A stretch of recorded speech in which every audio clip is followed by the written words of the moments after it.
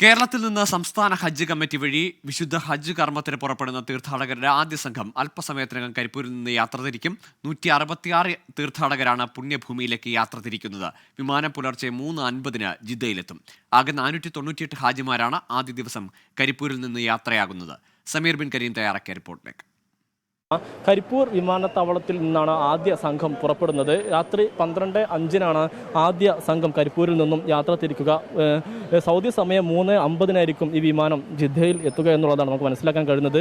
മലപ്പുറം ജില്ലാ കളക്ടറാണ് ഈ ഹജ്ജ് ഹൗസിൽ വെച്ച് യാത്രയുടെ ഫ്ലാഗ് ഓഫ് കർമ്മം നിർവഹിച്ചത്. ഹജ്ജ് കമ്മിറ്റി ചെയർമാൻ സി മുഹമ്മദ് ഫൈസിയും ഈ ചടങ്ങിൻ്റെ ഭാഗമായി എത്തിയിരുന്നു. ജൂൺ 9 വരെയാണ് കരിപ്പൂർ ഹജ്ജ് ക്യാമ്പ് തുടരുക എന്നുള്ളതാണ് നമുക്ക് മനസ്സിലാക്കാൻ കഴിയുന്നത്.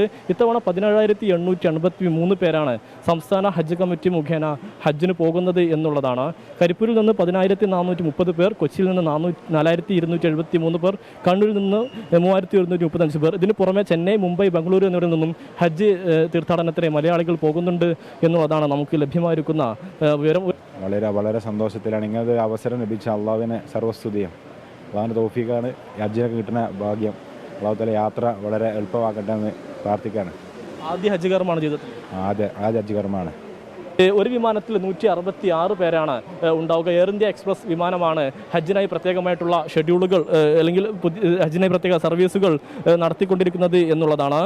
മെയ് 26 കൊച്ചിയിൽ നിന്നും സമാനമായ രീതിയിൽ ആദ്യ ഹജ്ജ് വിമാനം പുറപ്പെടും. ജൂൺ 1 കണ്ണൂരിൽ നിന്നും ഹജ്ജ് യാത്രക്കാർക്കുള്ള യാത്ര ആരംഭിക്കും എന്നുള്ളതാണ്. ജൂലൈ 1 മുതലാണ് ഈ മടക്കയാത്ര ആരംഭിക്കുക എന്നുള്ളതാണ് നമുക്ക് മനസ്സിലാക്കാൻ കഴിയുന്നത്.